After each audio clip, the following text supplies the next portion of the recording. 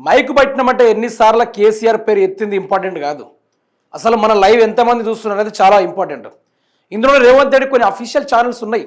మొన్న జరిగిన జగిత్యాల సభ ఏదైతే ఉందో తెలంగాణ రాష్ట్రం మొత్తం రికార్డు స్థాయిలో TV9లో అయితే 50,000 దాకా లైవ్, మన ఛానల్ అయితే 3,500 లైవ్, మిగతా యూట్యూబ్ ఛానల్లో 5,000, 10,000, 7,000, 70,000, 50,000 ఆ విధంగా ఆ యొక్క జామ్ ఆ విధంగా ఆ రికార్డు గ్రాఫ్ అలా బిల్డ్ అవ్వకుండా పోయింది.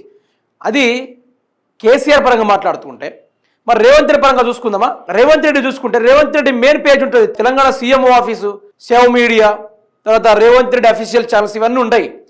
వీటిలో 10 మంది కూడా చూడలే, ఇజ్జత్ పోయేవారం అంటే 10 మంది కూడా చూడలే. ఘోరమైన పరిస్థితి అంటే ఘోరమైన పరిస్థితి. ఒకసారి ఈ కథను మీరే క్లియర్ కట్గా గమనించుకునే ప్రయత్నం అయితే చేయండి.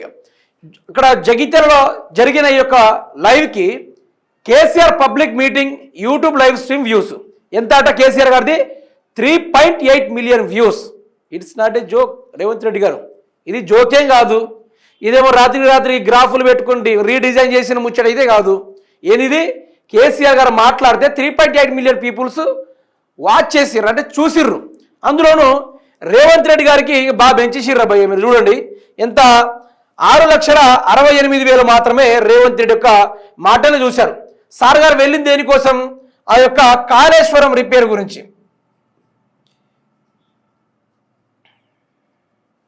ఈ కాళేశ్వరం రిపేర్ గురించి మనోడు ఆడికి వెళ్ళిర్రు. మరి కాళేశ్వరం సబ్జెక్ట్ గురించి మాట్లాడాల్సింది పోయి రేవంత్ రెడ్డి గారు ఆ యొక్క జీవన్ రెడ్డి గురించి సార్ గారు మాట్లాడడం జరిగింది. మాట్లాడి ఆ కాళేశ్వర సభలో ప్రజలు ఈయన మాట్లాడుతూ ఉంటే లేచిపోతూ ఉన్నారు. ఈయన మాటలు వినలేక ఏం చేయలేక ప్రజలు వెళ్ళిపోతూ ఉన్నారు. ఇప్పుడు ఇదే రేవంత్ రెడ్డి గారి యొక్క అఫీషియల్ ప్లేస్ మీరు ఇప్పుడు కూడా చూడండి.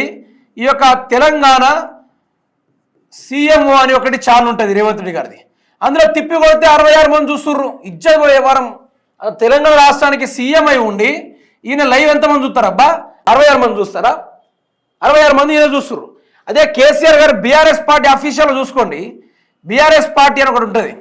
ఆ BRS పార్టీ అఫీషియల్లో 10,000 మంది లైవ్ చూసిర్రు. 10,000 మంది.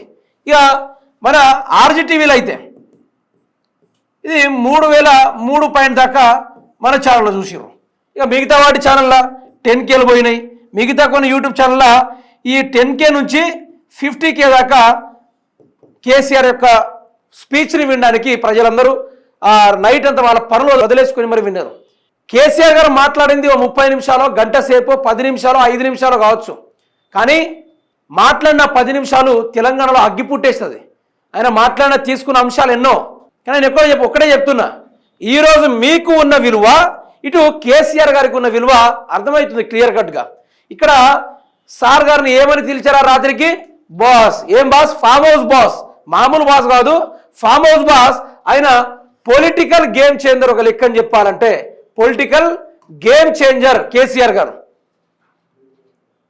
ఆయన ప్రతిపక్షం గురించి ఎట్లా నీట్గా మాట్లాడారంటే అసలు ఆయన లెక్క ఎవరు మాట్లాడరు, అది కుదరదు కూడా. అందుకనే అధికారాలు ఎవరు ఉన్నా ఎవరు లేకపోయినా నడిచేది వినబడేది మాత్రం కేసీఆర్ గారి మాట మాత్రమే.